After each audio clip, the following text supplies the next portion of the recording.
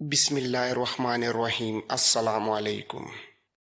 محمد چلبی کی زبان میں ایسی تاثیر تھی کہ کمرے میں موجود تمام سالار گمسم ہو گئے۔ محمد چلبی نے ہونیانڈے کے لشکر کا ایسا نقشہ کھینچا تھا کہ قاسم کو اس کی عسکری مہارت اور قابلیت کا قائل ہونا پڑا۔ اس دوران اسے معلوم ہو چکا تھا کہ جنگ کے موضوع پر گفتگو کرنے والا یہ جہاندیدہ اور باوقار شخص سلطان کا بہنوئی ہے۔ قاسم نے مودب لہجے میں محمد چلبی سے سوال کیا، سالار محترم، اگر محاذ کی صورتحال اس قدر سنگین ہے تو سلطان معظم کو اسلامی افواج کی قیادت خود کرنی چاہیے تھی۔ محمد چلبی نے چونک کر قاسم کی جانب دیکھا اور مشفقانہ انداز میں مسکراتے ہوئے کہا، آپ غالباً قاسم بن ہشام ہیں۔ آپ کی ذہانت اور شجاعت کا شہرہ قصر سلطانی میں پھیلا ہوا ہے۔ خیر، بہرحال آپ کے سوال کا جواب یہ ہے کہ سلطان معظم خود لڑائی کی قیادت کریں گے۔ ہمارا 80,000 کا لشکر تو محض ہر اول دستے کی صورت میں آگے جا رہا ہے۔ لیکن قاسم نے ایک خیال کے تحت پھر کہا،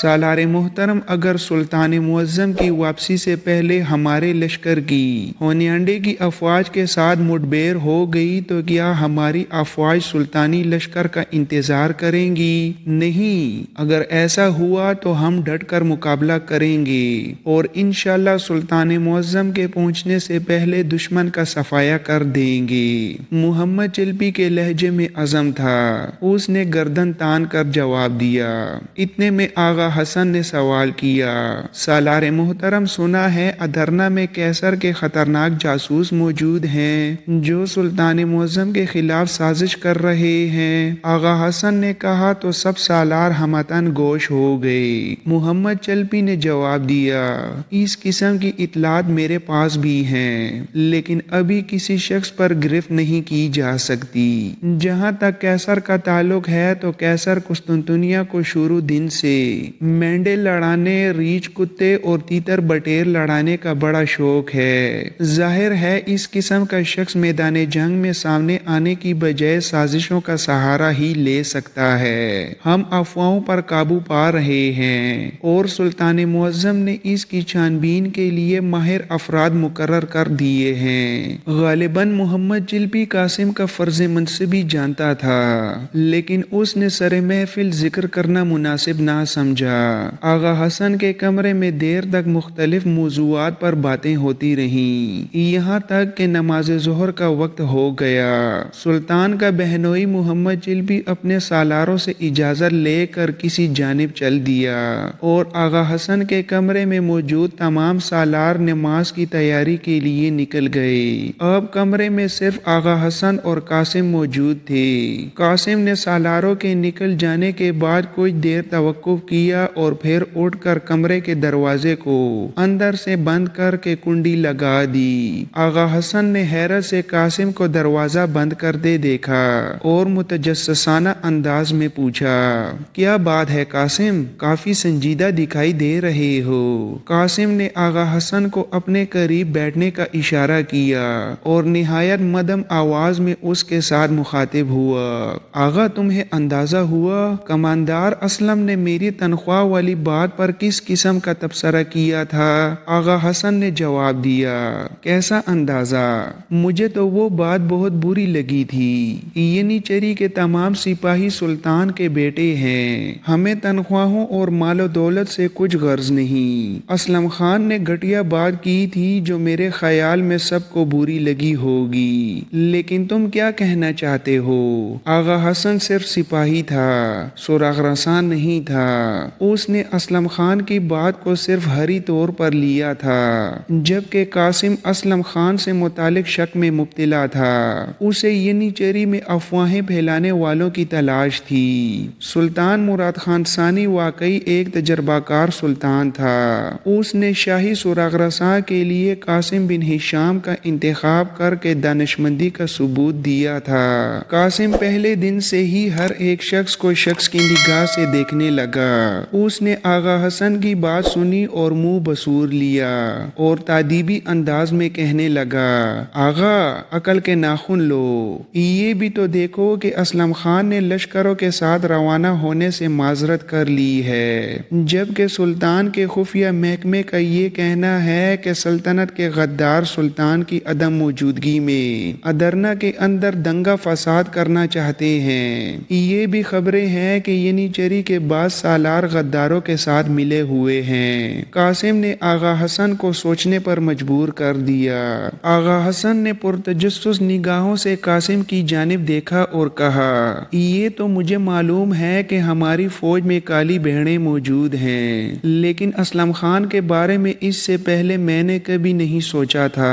تمہاری بات دل کو لگتی ہے، کیونکہ جہاں تک میرے علم میں ہے اسلم خان کے گھر میں ابھی بچہ ہونے میں دیر ہے۔ وہ میرا دوست ہے، چند دن پہلے اس نے مجھے بتایا تھا کہ اللہ رب العزت اسے ماہ شوال میں پہلے بچے کا باپ بنانے والا ہے۔ آج جب اس نے اپنا عذر بتایا تو مجھے بھی قدر حیرت ہوئی، اور پھر سب سے بڑی بات یہ ہے کہ ایک سپاہی کو میدان جنگ کی طرف روانہ ہونے سے کبھی معذور نہیں ہونا چاہیے، چاہے وجہ کچھ بھی ہو۔ قاسم نے اطمینان کا سانس لیا، گویا اسلم خان پر اس کا شک درست تھا۔ اس نے کچھ کہنے کے لیے منہ کھولا، لیکن یخلقت کسی وجہ سے خاموش ہو گیا۔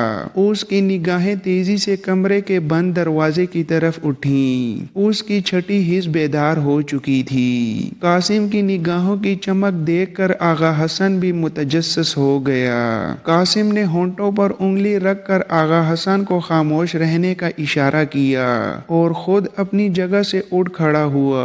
اب وہ دبے پاؤں دروازے کی طرف بڑھ رہا تھا۔ وہ دروازے کے قریب پہنچا اور اس نے بے آواز دروازے کی کنڈی ہٹا دی۔ اگلے لمحے اس نے یکلخت دروازے کے دونوں بٹ جھٹکے سے کھول دیے۔ دروازہ کھلنے کے ساتھ ہی دڑم کی آواز سنائی دی اور ینیچری کا ایک نوجوان سپاہی اندر کمرے میں آ گرا۔ وہ غالباً دروازے کے ساتھ کان لگا کر آغا حسن اور قاسم کی باتیں سننے کی کوشش کر رہا تھا۔ قاسم اور آغا حسن نے بجلی کی تیزی سے اپنی شمشیریں بے نیام کر لیں۔ قاسم نے تلوار ہوا میں لہرائی اور آگے بڑھ کر دروازے کی کنڈی پھر لگا دی۔ یہ ایک سراغ رساں کی حیثیت سے اس کا پہلا معرکہ تھا۔ ینیچری کا نوجوان سپاہی قاسم اور آغا حسن کی تلوار دیکھ کر بوکھلا گیا تھا۔ اس کے چہرے پر موت کی زردی چھانے لگی اور وہ گڑ گڑانے لگا۔ قاسم نے تلوار کی نوک اس کی گردن پر رکھ دی اور اسے پیچھے کی طرف دھکیل کر دیوار کے ساتھ لگا دیا۔ قاسم نے شیشناک کی طرح پھنکارتے ہوئے اس نوجوان سے سوال کیا، تم ہماری باتیں کیوں سن رہے تھے؟ کون ہو تم اور کس کے کہنے پر جاسوسی کر رہے ہو؟ نوجوان کا حلق خشک ہو چکا تھا۔ اس نے ایک خشک گھونٹ لے کر زبان تر کرنے کی کوشش کی۔ اتنے میں آغا حسن جو نوجوان کو غور سے دیکھ رہا تھا بول اٹھا، یہ ینیچری کے 22ویں دستے کا ایک نیا سپاہی ہے اور اسلم خان کی کمان میں لڑتا ہے۔ آغا حسن کی بات پر قاسم نے معنی خیز نظروں سے آغا حسن کی جانب دیکھا اور پھر نوجوان سے سوال کیا، کیا نام ہے تمہارا؟ نوجوان نے خوف سے ہکلاتے ہوئے ترکباز نام بتایا۔ قاسم نے پوچھا، تمہیں ہماری باتیں سننے کے لیے کس نے بھیجا ہے؟ لیکن وہ خاموش رہا۔ قاسم نے تلوار کا دباؤ بڑھا دیا۔ ترکباز کی آنکھیں ابلنے لگیں۔ اس کے نرغڑ سے ذبح ہوتے بکرے جیسی آوازیں بلند ہو رہی تھیں۔ قاسم نے اپنا سوال دہرایا، بتاؤ تمہیں کس نے بھیجا ہے؟ اگر نہیں بتاؤ گے تو یاد رکھو میں تمہارے ہاتھ پیر کاٹ کر تمہیں شہر کے چوراہے پر پھینک دوں گا۔ مارے دہشت کے ترکباز کا رنگ خزاں رسیدہ پتے جیسا ہو چکا تھا۔ وہ پھر بھی کچھ نہ بولا۔ وہ شاید کسی کا نام نہیں لینا چاہتا تھا۔ قاسم نے جب دیکھا کہ ترکباز سیدھی طرح نہیں بتائے گا تو اس نے آغا حسن کو ترکباز کے ہاتھ پیر باندھنے کے لیے کہا۔ آغا حسن نے اپنی تلوار رکھی اور کمرے میں رکھے رکھے صندوق سے رسی نکال لی۔ کچھ دیر بعد ترک باز ہاتھوں پیروں سے بندہ کمرے کے فرش پر پڑا کانپ رہا تھا۔ اب آغا حسن اور قاسم اس کے قریب بیٹھے تھے اور قاسم نے کہا، دیکھو تم سیدھی طرح سے بتا دو کہ تمہیں کس نے بھیجا ہے، ورنہ تم جانتے ہو کہ ہم تمہاری ایک ایک بوٹی الگ کر دیں گے۔ اتنا کہنے کے ساتھ ہی قاسم نے اپنی تلوار سے اس کے کندھے پر چرکا لگایا۔ اس کی قمیض پھٹ گئی اور کندھے سے فرفر خون بہنے لگا۔ اب وہ پوری طرح خوفزدہ ہو چکا تھا۔ اس نے موت کے خوف سے گڑگڑاتے ہوئے کہا، مجھے اس نے بھیجا۔ اچانک کمرے کے روشن دان سے ایک تیر آیا اور ترک باز کے حلق میں اتر گیا۔ کچھ لمحے تو آغا حسن اور قاسم کو سمجھ ہی نہ آئی کہ کیا ہوا۔ ترک باز خون میں لت پت تڑپ رہا تھا۔ اس کے ہاتھ پیر بندھے ہوئے تھے اور آنکھیں اپنے حلقوں سے ابھر رہی تھیں۔ وہ مر رہا تھا۔ تیر اس کی گردن پر حلق کے مقام پر پیوست ہوا تھا۔ جوں ہی معاملہ قاسم کی سمجھ میں آیا، اس نے بجلی کی رفتار سے جست لگائی اور کمرے کا دروازہ کھول کر باہر نکل گیا۔ اب وہ بیرکوں کے آگے بنے برآمدے میں دوڑ رہا تھا۔ اس کا رخ عمارت کے آخری کونے کی جانب تھا، جہاں چھت پر جانے کے لیے مٹی سے زینے بنائے گئے تھے۔ قاسم برق رفتاری سے زینے پھلانگتا چلا گیا۔ اس کے عقب میں آغا حسن کے دوڑنے کی آواز بھی آ رہی تھی، لیکن اس نے پیچھے مڑ کر نہ دیکھا۔ وہ چند ثانیے بعد عمارت کی چھت پر تھا، لیکن یہاں آ کر اسے مایوسی ہوئی۔ ترک باز کو قتل کرنے والا چھلاوا دوسری جانب سے چھلانگ لگا کر غالباً چھت سے کود گیا تھا۔ قاسم نے آغا حسن کو چھت پر آتے دیکھا تو چیخ کر کہا، بھاگو، یہاں نہیں ہے، پرلی طرف جھاڑیوں کی طرف دیکھو، وہ چھت سے کود گیا ہے۔ قاسم خود بھی الٹے پاؤں بھاگا اور کسی آندھی کی طرح عمارت کی شمالی سمت میں دوڑ لگا دی، لیکن یہاں آ کر بھی آغا حسن اور قاسم کو مایوسی ہوئی۔ دشمن نکل چکا تھا۔ قاسم اور آغا حسن ایک پورے دستے کے ہمراہ شام تک مسکر کا سارا علاقہ چھانتے رہے، لیکن ترک باز کا قاتل ایسے غائب ہو چکا تھا جیسے گدے کے سر سے سینگ۔ وہ مغرب کے بعد کمرے میں لوٹے تو قاسم نے کہا، ترک باز کی لاش کا کیا کیا ہے؟ اسے خفیہ محکمے کا سربراہ بہرام خان اپنے ساتھ لے گیا ہے۔ ہم جس وقت قاتل تلاش کر رہے تھے، بہرام خان یہاں اپنی کارروائی مکمل کر رہا تھا، آغا حسن نے جواب دیا، اور قاسم نے ایک لمبی ہوں کی۔ قاسم نے پھر پوچھا، اچھا یہ بتاؤ تمہاری سمجھ میں کچھ آیا کہ یہ اسودی کون ہے؟ ترک باز نے مرنے سے پہلے اسودی کا نام لیا تھا۔ نہیں، مجھے بھی معلوم نہیں۔ وہ جب اٹک اٹک کر اس کہہ رہا تھا تو میں سمجھا تھا کہ اسلم خان کہنا چاہتا ہے، لیکن اس نے اسودی کہہ دیا۔ معلوم نہیں یہ اسودی کون ہے؟ آغا حسن کے چہرے پر گہرے غور و فکر کا تاثر تھا۔ قاسم نے کسی خیال کے تحت آغا حسن سے کہا، آغا تم اسلم کی کمان میں کام کرنے والے کسی اور سپاہی کو بلاؤ، ہو سکتا ہے اسلم کے ماتحت اسے اسودی کہہ کر پکارتے ہو، کیونکہ عموماً فوج کے سپاہی اپنے سالاروں کے من پسند نام رکھ لیتے ہیں۔ اسلم کے چہرے کی رنگت سیاہ ہے، ہو سکتا ہے اس کے ماتحت اس کو سیاہ رنگ کی وجہ سے اسودی کہہ کر پکارتے ہوں۔ قاسم کی بات سے آغا حسن چونک گیا اور اس نے تحسین آمیز انداز میں قاسم کی جانب دیکھتے ہوئے کہا، بخدا تم بہت زیادہ ذہین ہو، تمہیں تو خفیہ محکمے کا سربراہ یا پھر شاہی سراغ رساں ہونا چاہیے۔ تم بالکل ٹھیک کہتے ہو، اسلم خان کا نام اس کے ماتحدوں نے نہیں رکھا، بلکہ ایک موقع پر سلطان نے اسے اسودی کہہ کر پکارا تھا۔ تب سے اسلم اپنے نام کے ساتھ کبھی کبھی اسودی کا لقب لکھ دیتا ہے، لیکن کمال ہے مجھے پہلے یہ بات کیوں نہ یاد آئی۔ دراصل قاتل کے تعاقب نے میرا دماغ معوف کر رکھا تھا۔ آغا حسن نے پھٹی پھٹی آنکھوں سے پرجوش لہجے میں بات کی۔ قاسم کی حالت بھی عجیب تھی، ایک بہت اہم سراغ اس کے ہاتھ لگ گیا تھا۔ اس نے کس قدر ٹھہرے ہوئے لہجے میں آغا حسن سے کہا، آغا دھیان رہے ابھی اسلم خان کو خبر نہ ہونے پائے، میں اس پر کسی کسی خاص ترتیب سے ہاتھ ڈالنا چاہتا ہوں۔ قاسم نے کہا تو آغا حسن کی حیرت کی انتہا نہ رہی۔ ہاتھ ڈالنا چاہتے ہو؟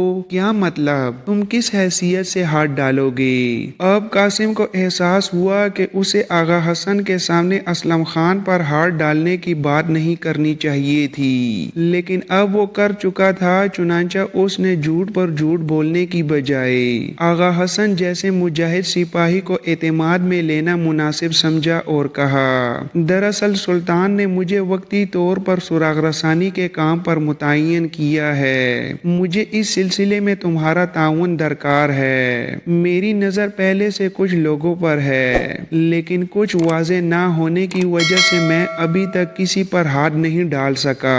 اب پہلی مرتبہ میرے ہاتھ اس سازش کا ایک سرا آیا ہے۔ میں اسلم خان اسودی کو بے خبری میں گرفتار کرنا چاہتا ہوں۔ قاسم کے نئے فرائض سن کر آغا حسن کو کچھ زیادہ حیرت نہ ہوئی، بلکہ وہ کسی حد تک خوش ہوا۔ اس نے مسکراتے ہوئے کہا، لیکن اسلم خان اسودی کو تو پتہ چل چکا ہوگا کہ اس کے بھیجے ہوئے سپاہی نے مرتے وقت اسودی کا لفظ ادا کر لیا تھا۔ آغا حسن کی بات بالکل ٹھیک تھی۔ قاسم نے ایک لمحے کے لیے سوچا اور پھر کہا، میرا خیال ہے جب تک اسلم خان کو یہ یقین ہے کہ ہمارے ہاتھ اسے پکڑنے کے لیے کوئی ثبوت نہیں آیا، وہ فرار ہونے کی کوشش نہیں کرے گا، اور اس سے پہلے کہ وہ فرار ہو میں اس کی گردن دبوچ لوں گا۔ کسی خیال کے تحت قاسم نے پھر کہا، آغا کیا تمہیں اسلم خان اسودی کی رہائش گاہ کا پتہ معلوم ہے؟ آغا حسن نے تجسس سے کہا، کیا مطلب؟ تم کہیں آج رات ہی اسے پکڑنا تو نہیں چاہتے؟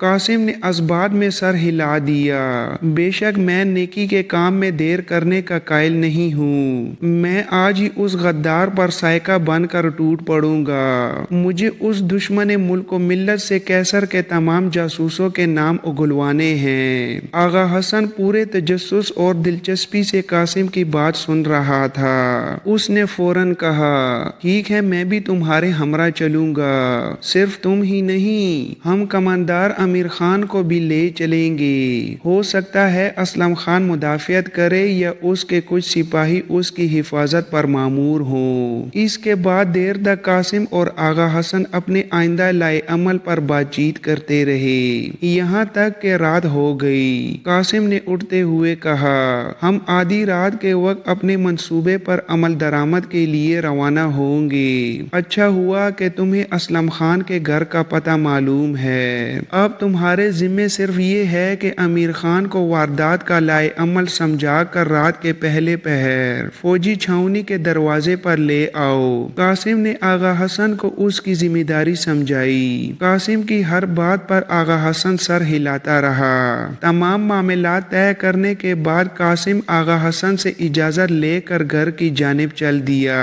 رات آدھی سے زیادہ گزر چکی تھی۔ ادرنا کی فوجی چھاؤنی کے علاقے میں افسروں کی رہائش گاہوں کے نزدیک 3 گھڑ سوار سائے دکھائی دیے۔ یہ ان افسروں کی رہائش گاہیں تھیں جو شادی شدہ تھے۔